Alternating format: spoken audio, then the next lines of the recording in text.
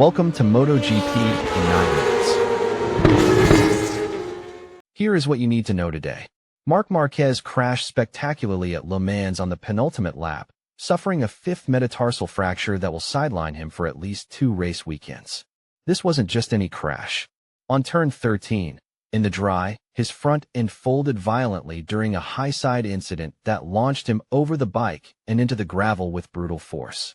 The reigning world champion stood up from that crash confused rather than defeated, walked back to his Ducati box, and limped away bearing weight on a shattered foot. The X-rays confirmed the damage, and surgery in Madrid is scheduled. What matters here is the timing and the mathematics. Marquez was already 51 points behind Marco Bezzecchi before France even started. Now, missing Le Mans Sunday and the Catalunya race, he could fall more than 100 points back by the time he returns to competition. In a season compressed by sprint races and intense pressure, that is a canyon. In my view, this crash represents something deeper than just a physical injury. Marquez has been chasing consistency on a Ducati he is still learning to master, and the results have been genuinely mixed. He opened his title defense in Thailand with a penalty and a puncture, then managed only 5th place in Brazil while Bezzecchi dominated. He topped Friday practice at Austin, but finished 5th in the race, while Bezzecchi claimed his 3rd consecutive victory. Even when Marquez showed flashes of brilliance, like his pole position at Jerez and his sprint when the day before, the championship gap kept expanding. The body was betraying the mind, and the bike was still a stranger in his hands. Moving on to the broader picture of what is happening at the front of the grid. Bezzecchi is on an extraordinary run that goes beyond simple racing excellence. He has claimed 5 consecutive Grand Prix victories and leads the championship with the conviction of a man who already believes it is his. He was clinical and dominant in Brazil, winning alongside Martin for Aprilia in a display that suffocated the field. Bezzecchi has won 3 of the 4 races so far, and he is building a championship with the kind of relentless consistency that typically wins titles. Martin, meanwhile, has found something genuinely terrifying at Aprilia. The way he launched from 8th position to 1st at the Dunlop chicane during the Le Mans Grand Prix was not racing in the traditional sense. It was calculated, ice-cold, beautiful violence. He executed a move with the precision of a man who understands exactly how much speed the bike generates under him and exactly where his opponents are weakest. Martin has proven himself brilliant, and when you add his performance to Bezzecchi's consistency, you see why the championship is slipping away from Marquez so quickly. In my view, what makes this season remarkable is not any single rider's dominance, but rather how balanced the thread actually is across multiple competitors. Bezzecchi leads, but Martin is dangerous, and both are riding with the kind of precision that leaves no room for error or recovery. Next up, Pecco Bagnaia is slowly finding his rhythm again after a season that started with visible struggles. He earned pole position at Le Mans and finished 2nd in the sprint race, demonstrating that his confidence is thawing out and his connection with the Ducati is returning. The factory team endured a brutal weekend, though, with Bagnaia's race bike suffering a technical failure that ended his Sunday, resulting in a double DNF for Ducati alongside Marquez's crash. This represents a real problem for the red team. Factory Ducati came into this season as the defending champions with every advantage money and resources can buy, and yet they are struggling to compete against Aprilia's seemingly simpler, more effective package. In my view, what is happening with Bagnaia is important because it shows us that raw talent is not enough without the right machinery and the right moment. Bagnaia has the speed, he has the pedigree, he has proven he can win world championships, but right now he is fighting both the bike and the mental battles that come from being outpaced by teammates and competitors. If Bagnaia can build on the positives from Le Mans and string together consistent podium finishes, he could still factor into this championship fight. But he is already falling further behind, and every race weekend that passes without him in the win column makes his job substantially harder.